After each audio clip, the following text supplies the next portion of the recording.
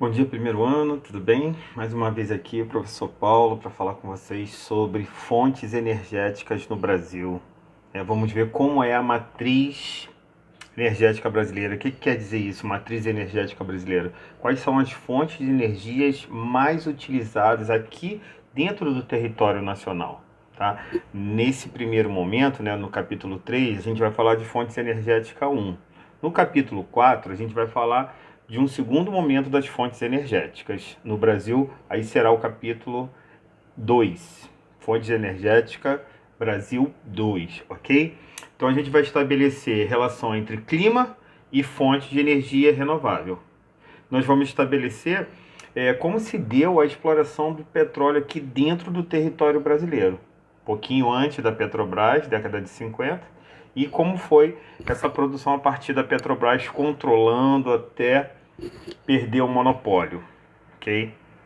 E identificar as principais áreas produtoras de petróleo. Nesse capítulo a gente vai aprender um pouquinho. Vamos ver como se justifica as refinarias aqui dentro, falar que é autossuficiente, mas ainda importar petróleo, ok? É o objetivo desse primeiro momento, nesse capítulo 3, porque o capítulo 4 a gente vai aprofundar. Então vamos falar um pouquinho da mineração aqui no Brasil, indicar sua utilização, quais são as áreas produtoras. Vamos perceber, né, já percebemos no nosso dia a dia, que o gás natural ele é importado da Bolívia. O que a gente mais utiliza nas casas para aquecimento da água, aquecimento do ambiente, o uso nos carros, o uso nas indústrias. E esse gás nós não temos produzido aqui no Brasil, nós importamos ele através de um gasoduto chamado Brasil-Bolívia, tá? Então a gente nesse capítulo 3 a gente tem muita coisa para falar e a gente pode dar um panorama como principal de tudo a matriz energética. A gente pode pensar que 59% da nossa matriz energética ela não é renovável. 59% da nossa matriz energética ela não é renovável, porque 39% é de petróleo e derivados de petróleo, 12% de carvão mineral, ou melhor, 12% de gás natural. Nós já estamos utilizando mais o gás natural do que o carvão mineral, que foi utilizado antes do petróleo, lembrando lá a partir de 1750, com a primeira revolução industrial, tá? Usamos urânio também. O urânio também ele não é renovável, ele é, conforme eu falei no capítulo anterior, ele é uma nova forma de se utilizar através do enriquecimento. O Brasil exporta mais urânio do que utiliza urânio. Tanto é que aqui no Brasil nós só temos 3 usinas nucleares. Utilizamos muito a biomassa, como a gente estudou, né, através da cana-de-açúcar, a energia hidráulica, ainda usamos, mas estamos diminuindo muito a lenha e o carvão vegetal, tá? Isso mostra que o índice de pobreza é muito baixo.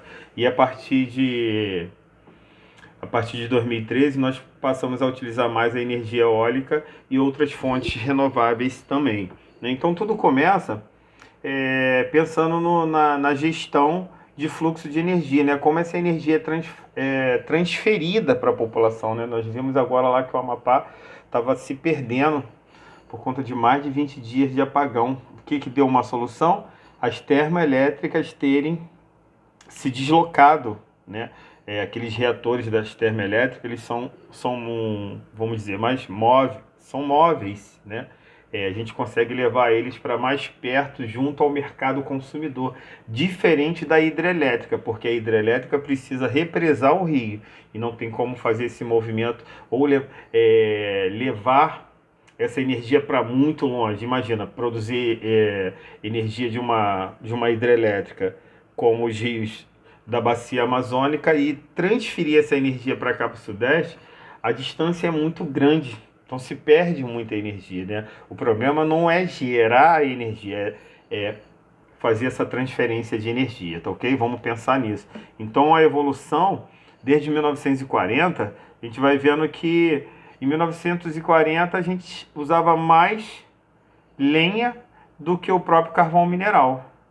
A gente usava mais lenha, ou melhor, a gente usava mais carvão mineral do que até o próprio petróleo. Já em 1970 a gente diminui o uso da lenha e passamos a utilizar mais o petróleo, porque principalmente por causa da Petrobras, e aí o petróleo só foi se destacando junto com a biomassa, junto com o gás natural, junto com a energia hidráulica, ok? Então a nossa matriz energética é muito variada. Por quê? Porque tem países europeus que eles só têm a utilização de energia eólica e energia através do urânio, das energia das usinas nucleares, ok?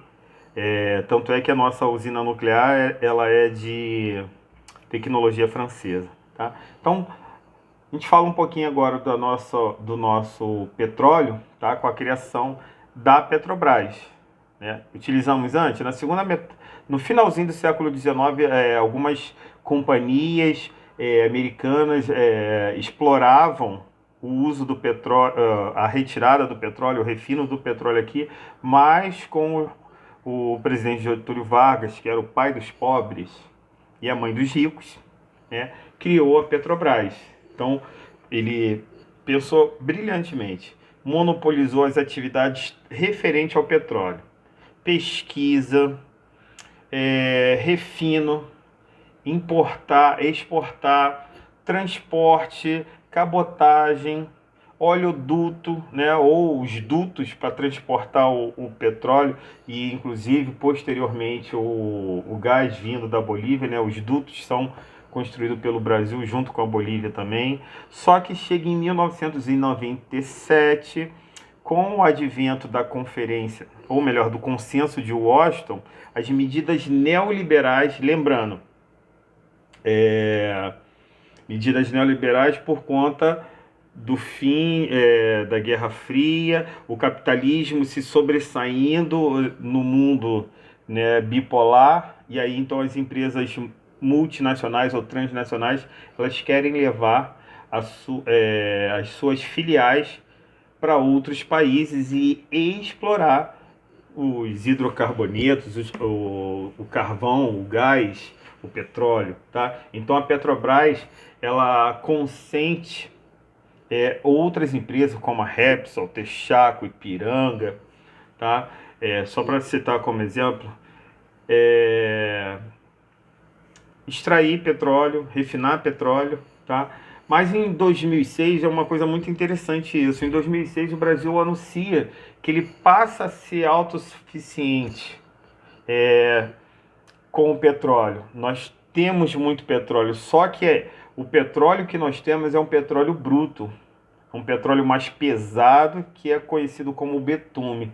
E o petróleo para a produção de combustíveis é o petróleo leve. A gente ainda não está retirando, já percebemos que quando a Petrobras, ela em 97, ela liberou, perdeu o monopólio ou liberou outras empresas estrangeiras virem retirar o nosso petróleo, o que aconteceu? A gente percebeu que o Brasil ele tem uma tecnologia muito avançada para retirar o petróleo do pré-sal, né, da costa marítima, onde dá mais de 1.000 metros de profundidade. E o Brasil é o único país que tem essa tecnologia, que desenvolve ainda mais essa tecnologia. É uma empresa de grande excelência, tá? E percebemos agora, já sabemos que aquele petróleo, a maioria do petróleo do pré-sal é um petróleo leve. Isso é muito importante, porque o petróleo leve é o que faz os combustíveis. E o que a gente mais tem aqui, por enquanto, sendo retirado, é o petróleo bruto, tá? O petróleo pesado, conhecido como betume. E aí a gente vai percebendo que em toda a costa atlântica a gente vai retirando petróleo, tá? Então as refinarias de produção, né, principalmente a de Camaçari na Bahia, é uma das mais importantes. Nós temos a Reduc aqui em Caxias, ela é responsável pelo refino do petróleo bruto nos seus derivados, tá? Então as regiões sul e região sudeste são as que mais consomem o petróleo, né? Então é importante elas estarem próximas por conta do transporte, que se torna caro, é o que transforma o petróleo ser caro. Vamos falar um pouquinho do carvão então. Reduzido as jazidas naturais, né? Já utilizamos carvão desde a primeira revolução industrial, né? E ele tem uma menor eficiência do que o petróleo. Por isso que o petróleo passou um patamar a ser utilizado mais do que o carvão, tá? O carvão brasileiro é um carvão impuro, de baixo poder calorífico. Nós importamos carvão para as termoelétricas, é muito importante isso, o livro deixa muito claro isso, principalmente por causa das substâncias voláteis, enxofre, cinzas, tá? Então ele não tem um poder calorífico para poder aquecer as termoelétricas. Quanto ao aproveitamento, duas funções: carvão metalúrgico ou siderúrgico e o carvão energético, tá? E aí então a gente tem que importar da China, a gente tem que importar da Índia, tá ok? Então a produção ainda é insuficiente aqui no Brasil, tá? E onde a gente acha mais carvão energético, professor, aqui no Brasil? Na região sul. O carvão da região sul, ele abastece as termoelétricas.